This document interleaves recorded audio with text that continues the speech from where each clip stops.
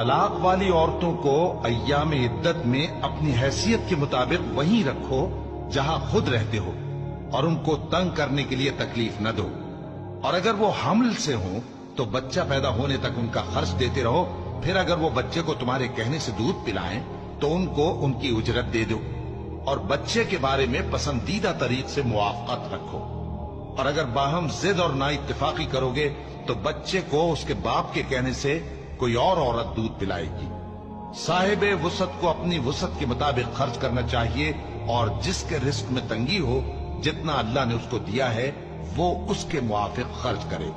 اللہ کسی کو زیر بار نہیں کرتا مگر اسی کے لحاظ سے جتنا اس کو دیا ہے،